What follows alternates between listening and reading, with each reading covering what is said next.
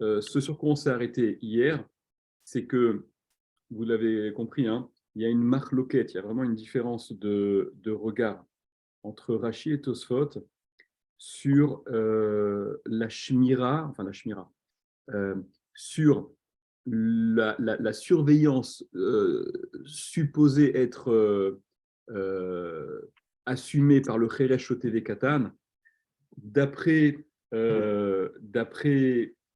Tosfot, le Cheresh Otev Katan, ils vont abîmer une situation qui aurait été meilleure s'il n'avait pas été là.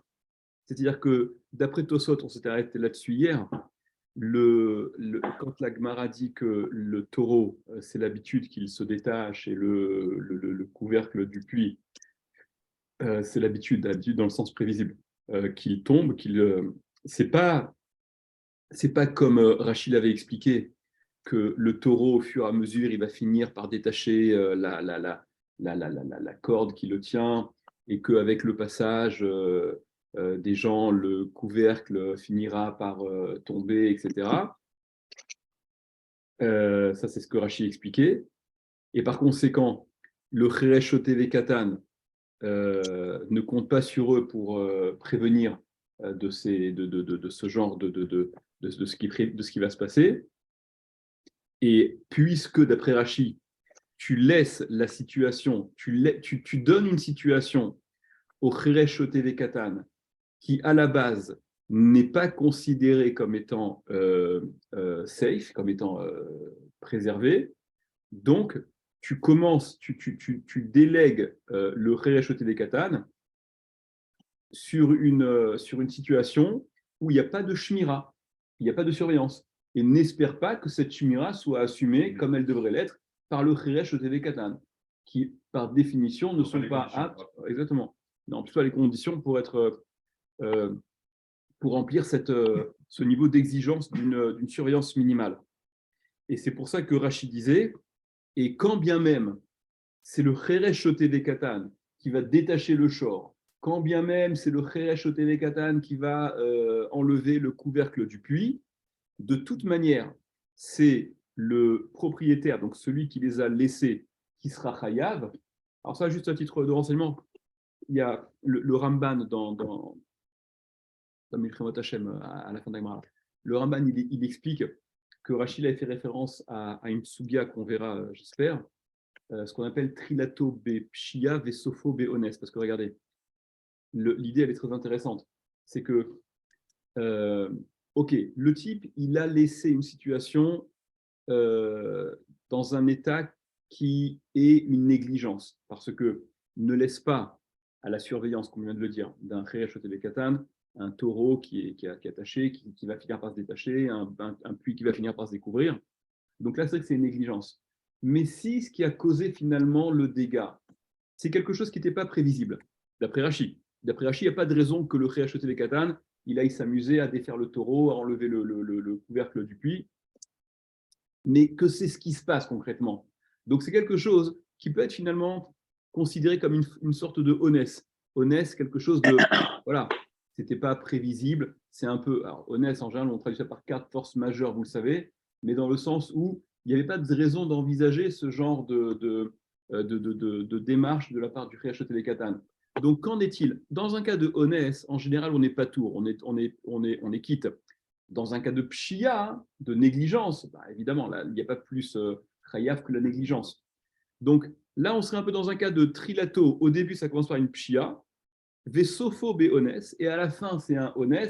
Donc on va pondérer quoi le plus lourd? La pshia de départ ou le ones à l'arrivée? Et puis bon, il faut aussi entrer dans la nuance. On avait parlé de ça une fois aussi, il me semble.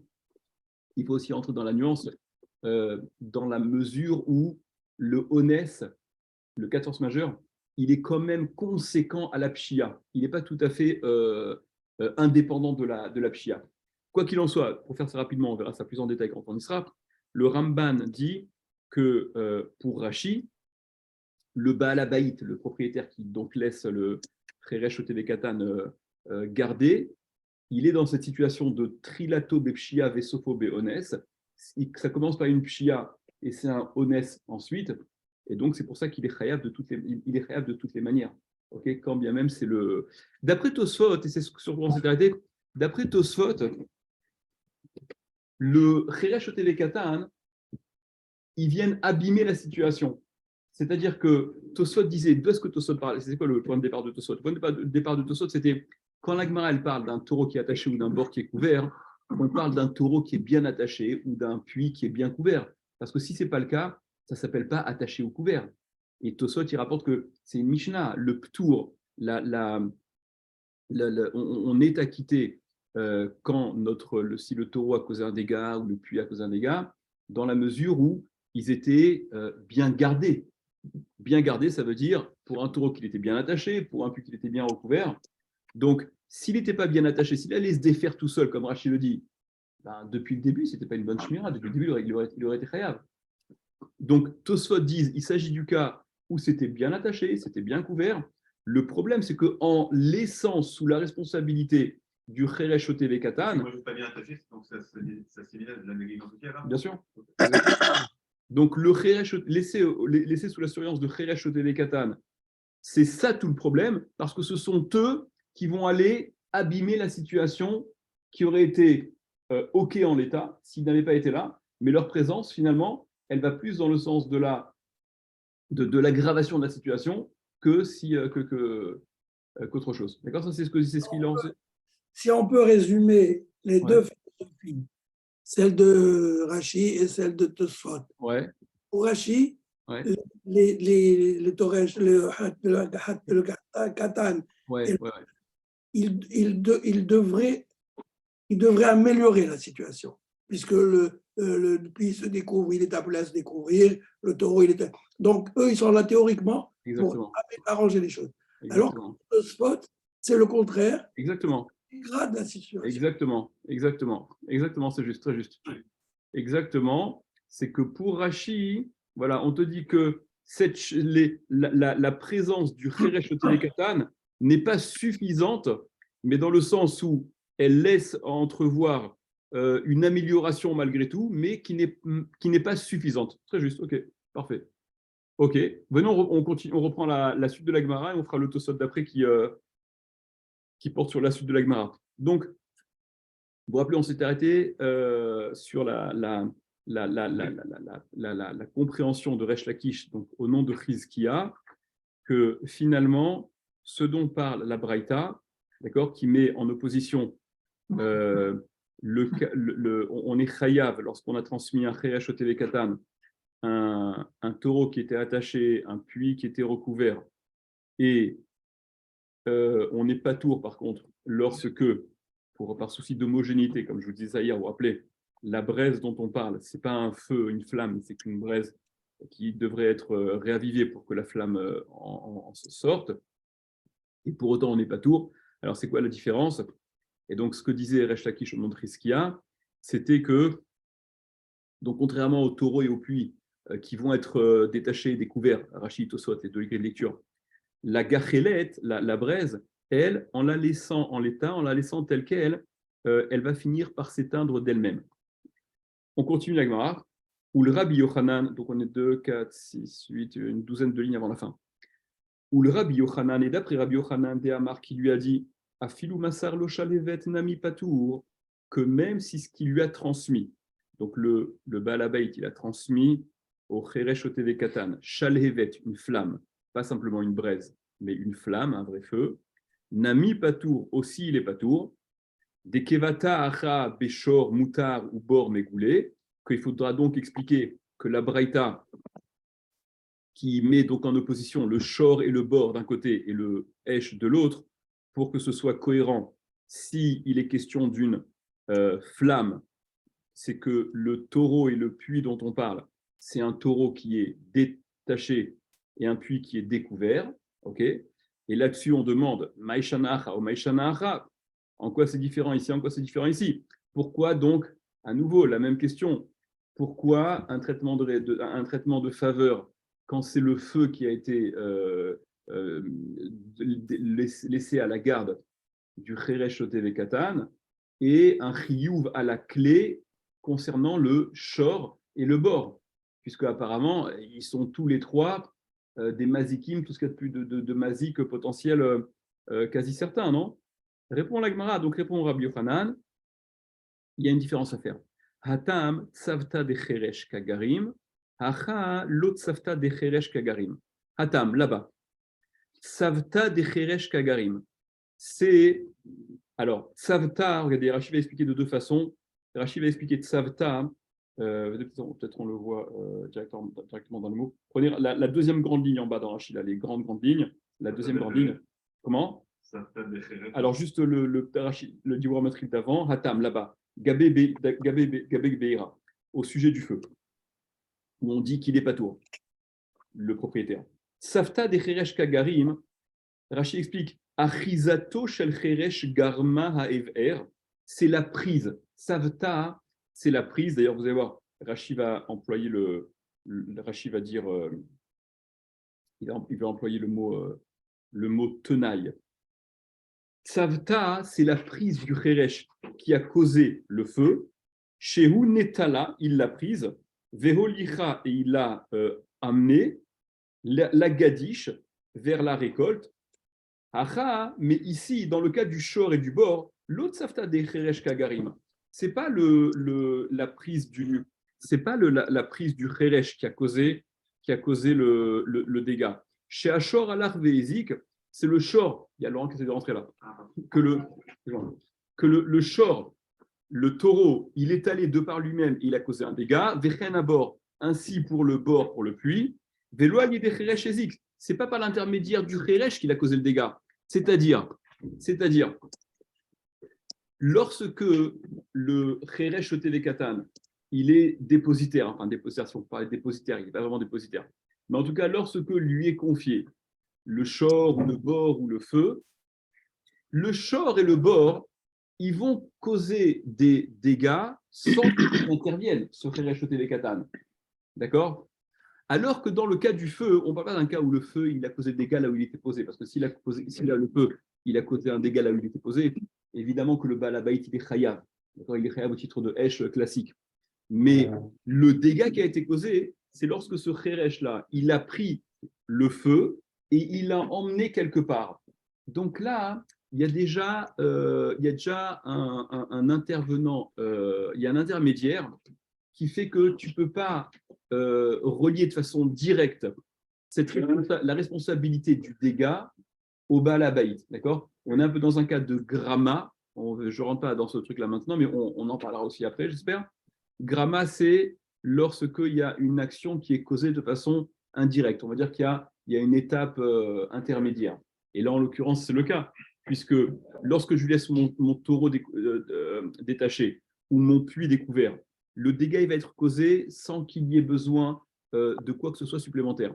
Mais quand c'est le feu qui lui est laissé, et qu'il va prendre ce feu, il va le déplacer, il va le poser là où ça va mettre le feu, justement. Ok. Donc là, c'est le Cheresh qui est venu et qui a causé ce feu, en plus de la situation qui avait été laissée par le balabait. Ça, c'est ce que dit. Donc, c'est ça la distinction que fait Rabbi Yochanan. Et donc, sur ce terme savta de l'Agmara, donc, première explication de Rashi. Regardez, donc, Rashi d'après, voilà. Il dit tsaftal avec un bet. Rashi dit le mot tenaille. D'accord, c'est le premier mot d'Akatriamine, tenaille, c'est le fait de le prendre. Autre lachon ramène Rashi, autre explication Rashi dit, il dit avec tsafta, tsafta avec vav. Tsafta avec vav, c'est une équipe, c'est un ensemble. C'est-à-dire que la réunion du cheresh et de la flamme, ben c'est ça le mélange explosif. C'est ça ce qui va causer le. Mais c'est la réunion des deux qui fait que. Ok. Voilà. Donc voilà d'après Rabbi Yochanan, la raison pour laquelle il y a émettre cette différence qui est à faire au niveau du chiyuv de celui qui laisse à cette très hypothétique surveillance d'un cheresh otevekatan son taureau qui n'est pas attaché ou son puits qui est découvert, situation dans laquelle bien évidemment il est chayav. Regardez, on aurait dû faire le Rachid avant même. Prenez la dernière ligne moyenne de Rashi, ou le Rabbi Yochanan de Amaré, pour Rabbi Yochanan qui a dit. Donc, Béakones, dans le Pérek Akones, dans le 6e Pérek. À Filou Massar le Chalevet Patour, même s'il lui a transmis une Chalevet, une flamme, donc la flamme elle est existante. Patour, il est Patour. Donc, puisque d'après Rabbi Yochanan, on est Patour, même lorsque c'est une Chalevet que l'on transmet au Resh Tevé Katan. Donc, Rabbi Yochanan, cohérent avec sa vision, il va expliquer que cette Braïta, qui met en opposition Shor et Bor, avec Esh de l'autre côté, Esh pour lequel on est Patour, il va expliquer qu'il s'agit d'un Esh, d'une Chalevet, d'une flamme. Les Kevaté Demechei avec Shor ou Bor, et donc, puisque par souci de cohérence, il rend Chayav par contre lorsqu'il s'agit de Shor et de Bor, Béchor Moutar ou Bor Mégoulé. Bon, voilà, ok. En présence d'un Shor qui est donc détaché ou d'un Bor qui est découvert, on est Chayav parce que la situation en soi, elle est déjà un mazik, elle est déjà, voilà, elle est potentiellement mazik sans qu'il y ait besoin d'intervention de quoi que ce soit en plus, à l'inverse de la chalévette de la flamme, où là, il y a besoin de cet intermédiaire que représente le Cheresh TV Katan. Alors vous direz, ouais, mais c'est évident, le Cheresh TV Katan, il va truquer. Mais on a déjà basculé dans le cadre de Gramma. Prenez Tosfot, ou le Rabbi Yochanan. Ou le Rabbi Yochanan de Amar, à Filou Massar le Chalevet Patour, et d'après Rabbi Yochanan qui a dit que même s'il lui a transmis une Chalevet, une flamme, il est Patour, etc. D'accord? Demande Tosfot, Tema, c'est étonnant. Maïka Shele, Ha Chalevet le Rabbi Yochanan, Kemo Gachelet le Resh Lakish.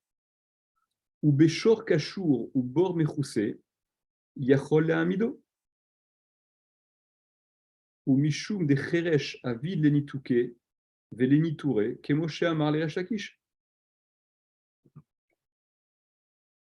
Tout ça qui demande pourquoi il y a besoin de dire, pourquoi il y a besoin d'expliquer pour Rabbi Yochanan que la Braïta, elle n'est cohérente, elle n'est homogène à partir du moment où il dit que le feu en question, c'est un vrai feu, c'est une vraie flamme, et par conséquent, il a ce souci d'homogénéité dont on parle depuis le début, qu'il ne peut s'agir que d'un taureau qui est détaché et d'un bord qui est découvert. Tosfot, il demande, il n'y a pas besoin de ça. Puisque pour Rabbi Yochanan, si pour Rabbi Yochanan, la flamme sur laquelle on n'est pas tour, c'est l'équivalent de la braise pour Resh Lakish, c'est-à-dire qu'il n'a pas de flamme, ok, et qui d'après Resh Lakish justifie le ptour parce que justement ça n'est qu'une braise, non pas une flamme.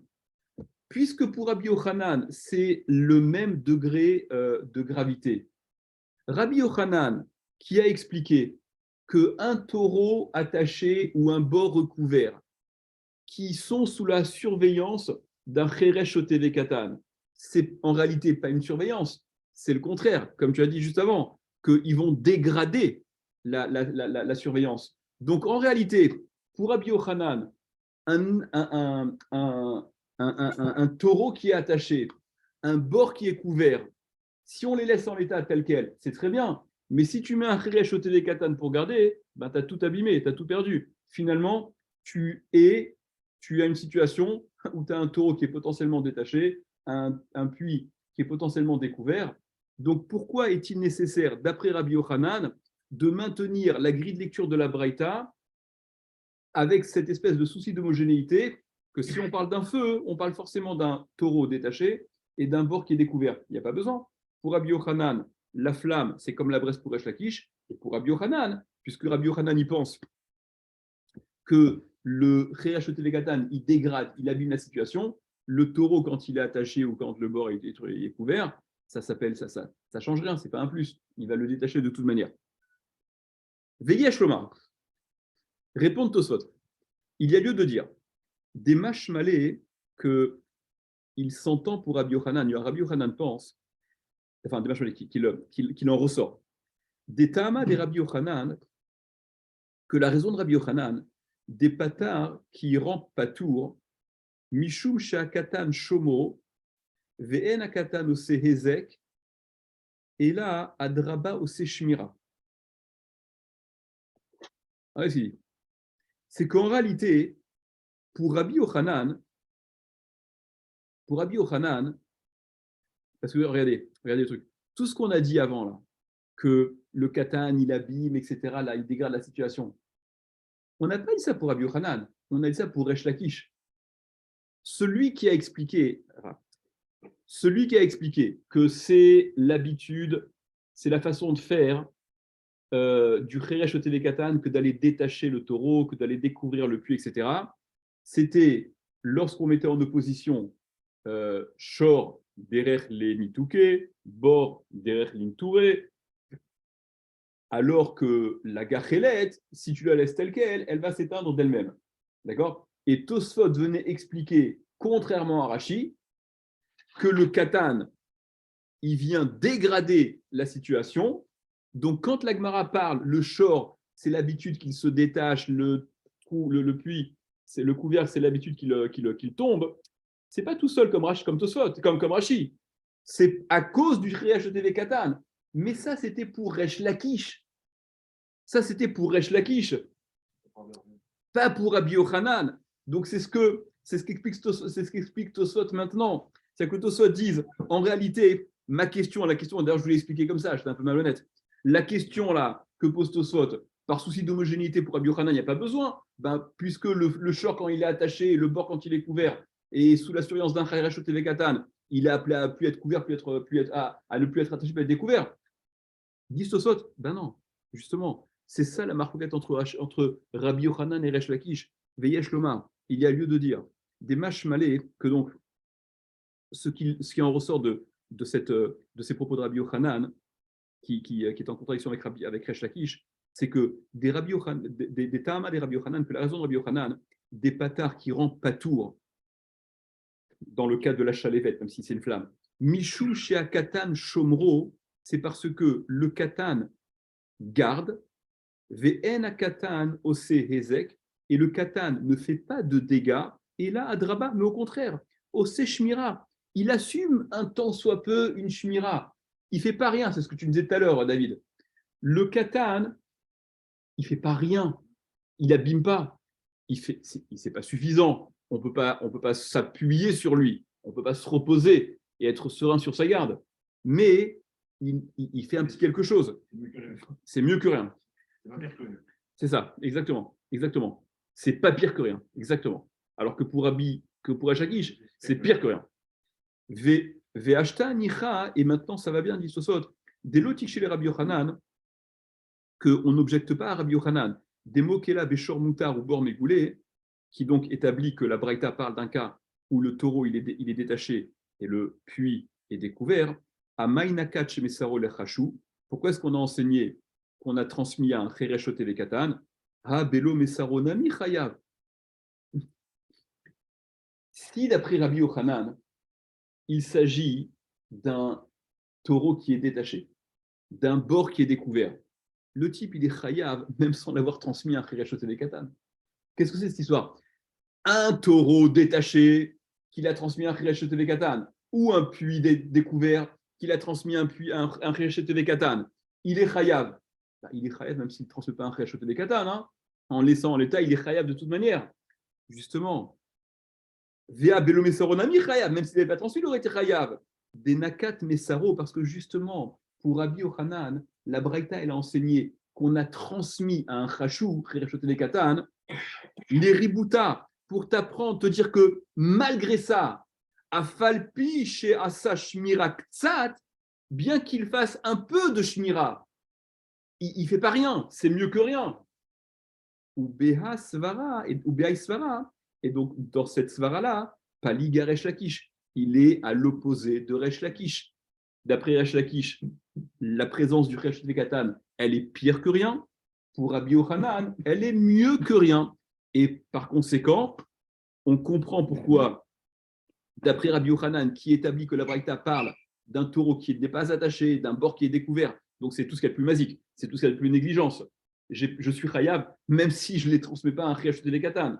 Non, c'est que malgré le fait que je les ai transmis à Riach Katan, ça n'est pas suffisant, enfin, malgré le fait qu'ils assument un tant soit peu de Shmira, mais on reste en dessous du seuil minimum pour être OK.